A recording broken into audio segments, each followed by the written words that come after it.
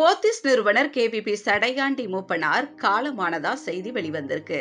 ஸ்ரீவில்லிபுத்தூர்ல பிறந்து ஜவுளி தொழிலை தன் தோளில் சுமந்து திருநெல்வேலியில ஆரம்பிச்சு அதுக்கப்புறம் ஜவுளி கடைகளை கொஞ்சம் கொஞ்சமா விரிவடைய செஞ்சு தமிழ்நாட்டுல இன்னைக்கு பல இடங்கள்ல போத்திஸ் ஜவுளி சாம்ராஜ்யத்தையே கட்டமைக்க அடித்தளமிட்டவர் போத்திஸ் நிறுவனர் கேவிபி சடையாண்டி மூப்பனார்.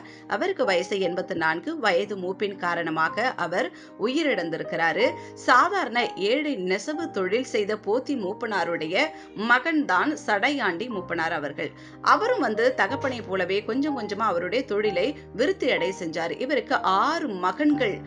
ரமேஷ், போத்திராஜ், முருகேஷ், கந்தசாமி, மகேஷ், அசோக் 3வது தலைமுறையினரும் இவருடைய பிள்ளைகளான அவருடைய பிள்ளைகள் மகள்கள்லாம் சேர்ந்தும் இந்த ஜவுளி தொழிலை இன்னைக்கு கொடி கட்டி பறக்கிற அளவுக்கு நிறுவி வச்சிட்டு இருக்கிறாங்க.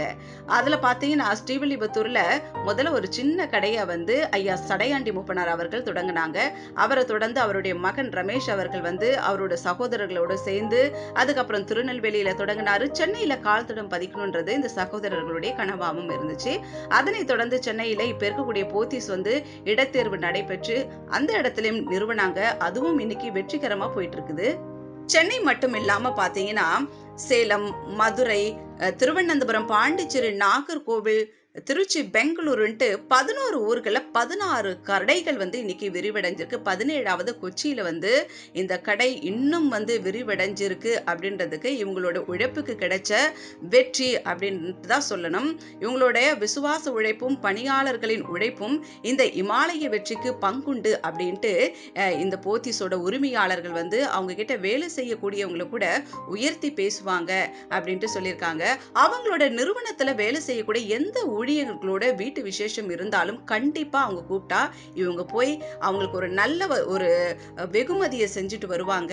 இல்லைன்னா அவங்க கிட்ட இருக்க நிர்வாகிகளையாவது அனுப்பி வச்சு அவங்களுக்கு ஒரு நல்ல ஒரு வெகுமதியை செய்யணும்ட்டு கட்டளையிடுவாங்க அப்படின்னு சொல்லியிருக்கிறாங்க. இப்படி நிறைய ஊழியர்களை அவர்கிட்ட வேலை செய்யக்கூடிய நிறைய ஊழியர்களை வளர்த்தும் கூட விட்டு இருக்கிறாங்க. ஒரு பெரிய சாம்ராஜ்யத்தை நிறுவியவர் ஐயா அவர்கள். போத்தீஸ்ல அட்வர்டைஸ்மெண்ட்லயே நடிக்க மாட்டேன் அப்படின்னு சொன்ன கமல்ஹாசனை கூட கூப்பிட்டு நடிக்க வச்சு அதுல ஒரு பெரிய வெற்றியும் கூட கொடுத்திருக்கிறாங்க. நீதி, நேர்மை, வெற்றின்றதுக்கெல்லாம் அடையாளமா இருந்தவர் தான் ஐயா சடையாண்டி மூப்பனார் அவர்கள். இவரை தொடர்ந்து இவரோட பிள்ளைகளும் சிறப்பா இதை செயல்படுத்துவாங்க அப்படின்ட்டு நிறைய பேர் நம்பிக்கிட்டு இருக்கிறாங்க.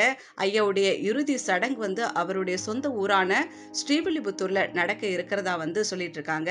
சடையாண்டி மூப்பனார் மறைவால இழந்து வாடக்கூடிய அவருடைய மகன்கள், அவருடைய குடும்பத்தார் எல்லாருக்கும் நண்பர்கள் எல்லாரும் அவங்களுக்கு ஒரு இரங்கலை தெரிவிச்சுட்டு வராங்க. ஊழியர்கள், நண்பர்கள், பிரபலங்கள் எல்லாரும் ஐயாவுடைய இறப்புக்கு இரங்கலை தெரிவிச்சுட்டு வராங்க. இவரோட உண்மையும் நீதியும் அவருடைய நெறிமுறைகளும் இனிவரும் அடுத்த சந்ததியினரும் செழித்தோங்க செய்ய வேண்டும் என்றதுதான் எல்லாருடைய கனவும் கூட, இறந்த ஐயாவுடைய ஆசையாவும் கூட இருந்திருக்கும். இவங்க எல்லாரோடையும் சேர்ந்து ஐயாவிற்கு நம்முடைய இரங்கலையும் நாம தெரிவிச்சுக்கலாம். வல்லவன் உங்களில் ஒருவன்